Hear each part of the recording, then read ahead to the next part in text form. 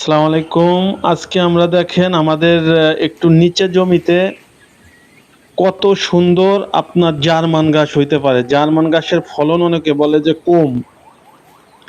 German ঘাস যদি সঠিক পরিচর্যা করা যায় আর একটু নিচে জমিতে যদি চাষ করা যায় তাহলে কিরকম জার্মান ঘাস হতে পারে।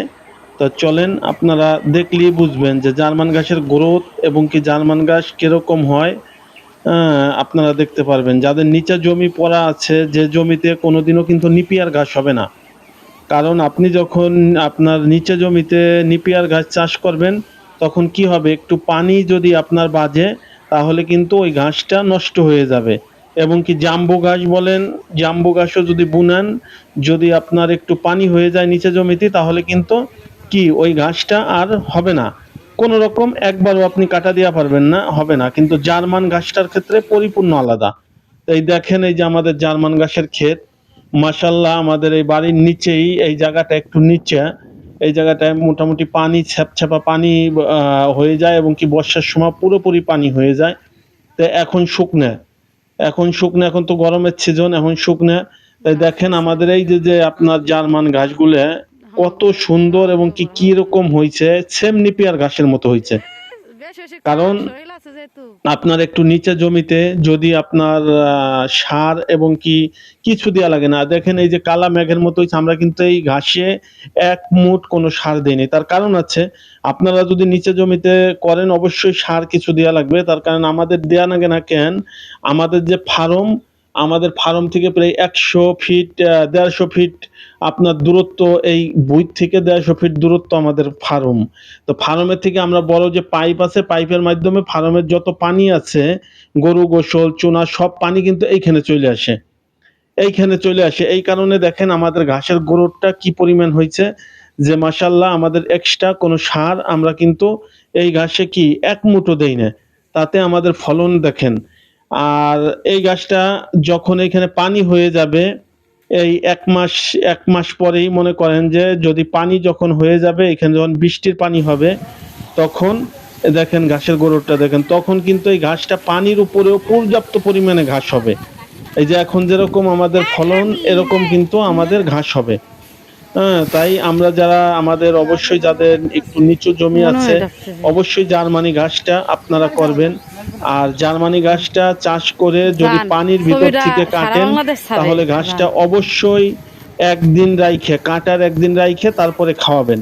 আর এই যে যেরকম এই গাছটা, এই গাছটা আমরা এখন নিতেছি, এইটা মনে করেন যে আপনার আজকের দিন তো আর আমরা আজকে আর দিব না, এইটা বিকেলে মনে করেন মেশিনে ভাঙ্গে থোয়া হবে, কালকে এই গাছটা খাবে গরুতে। তাই অবশ্যই আপনারা এই পদ্ধতিতে এই জার্মান গাছটা আপনার চাষ করবেন। আর জার্মান গাছটা মনে করেন যে ভারী কোনো কঠিন কিছু না, যদি আপনার একটু নিচে জমি থাকে শুধু এই যে গুঁড়াগুলো আছে এইগুলোর থেকে যে একটা একটা করে আপনার এই ডগা নিবেন, আপনার যে 2 গিটের এক একটা কাটিংয়ের মতো কাটবেন, কাইটে শুধুমাত্র কাদার ভিতরে যদি আপনি গুঁইপে দেন, তাতেই আপনার ঘাস পরিপূর্ণ বই দেখবেন যে একদম মানে বাতাবন হয়ে গেছে। কারণ এই ঘাসটা জেদ করে হয়। এই ঘাসটা মনে করেন যে আমরা এই সরকারি ফার্ম থেকে অল্প কিছু কয়েকটা মনে করেন যে আপনার ঘাসের গুঁড়া এনে এইখান দিয়ে পাতলা পাতলা করে লাগাইছিলাম। তা আল্লাহর রহমতে দেখেন, আপনি যদি কিসের নিয়ে গুঁড়া পরিষ্কার করেন তাও এটা হবে। এটা জেদি ঘাস, এক কথায় জার্মান ঘাস মানে জেদি ঘাস, এটা জেদ করে হইলেও হবে। তাই অবশ্যই আপনারা এইভাবে আপনারা যাদের নিচে জমি পড়ে আছে, যারা ফার্ম করেন তারা অবশ্যই এরকম নিচে জায়গা কোনো রকম খালি ফেলাই রাখবেন না। কারণ আপনার এই ঘাস চাষ করবেন, দেখেন এই ঘাসগুলো নিয়ে যাইতেছে, গরু পালন করতে হলে অবশ্যই ঘাস চাষ করতে হবে। এই যে ঘাসটা কাটলো, আমাদের আবার এখান থেকে মনে হয় যে 40 দিন যাবে, 40 দিন পরে আবার আমরা এখান থেকে আরেকবার কি কাটবো, আরেকবার কেটে দিব। তাই দেখেন এই যে এখানে আমাদের এই সামনে ঘাস, এই যে 3টে হাঁস আছে, 3টে রাজহাঁস, এরাও কিন্তু ঘাস খায়। হাঁসেও কিন্তু কি ঘাস খাইতেছে, এগুলা খাইতেছে দুবলা ঘাস। তো আমরা এখন মনে করেন এই যে গাড়িতে আপনার এই নিলাম, লোড দিলাম, এখন আমরা নিয়ে যাব বাড়িতে। দেখেন বাড়ি এখান থেকে অল্প একটু দূর, অল্প একটু দূর, তারপরেও কিন্তু আমরা আপনার ঘাসগুলা আপনার গাড়িতেই নিয়ে যাব। কারণ যদি আমরা বোঝা বাইন্ধে নেই অনেক লেট হবে, তাই আমরা গাড়িতে নিয়ে যাইতেছি ঘাসগুলা। দেন। আমাদের বাহাদুর রেডি, এখন আমরা ঘাসটা নিয়ে যাব, কিভাবে নিয়ে যাই আপনারা দেখেন।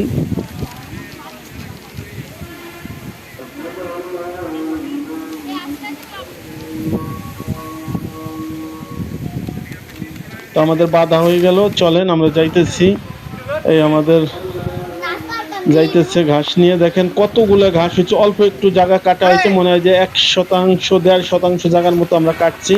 আমাদের মাশাআল্লাহ অনেকগুলো ঘাস হয়ে গেছে। তো আমাদের ফ্রি জায়গা কি জন্য আমরা ফেলাই রাখবো? দেখেন কিভাবে দৌড় দিয়ে ও উঠে গেছে, দেখছেন? কিছু করা লাগে না, ও ঘাসগুলো নিয়ে একদম আমার ফার্মের সামনে যেয়ে ও দাঁড়াই যাবে। তা আপনারা এরকম ভাবে অবশ্যই, যাদের দূরে জমি আছে, আপনারা হয়তো বা ফার্মের জন্য এরকম একটা ঘোড়ার গাড়িও ব্যবহার করতে পারেন। ভ্যানের থেকে ডাবল উপকার হয়। যাদের আপনার বিলের মাঝখানে জমি আছে, অবশ্যই এরকম ঘোড়ার গাড়ি ব্যবহার করবেন, তাহলে আপনারা অনেক উপকৃত হবেন, আপনাদের অনেক কাজ অনেক তাড়াতাড়ি হবে এবং কি পরিশ্রম কম হবে।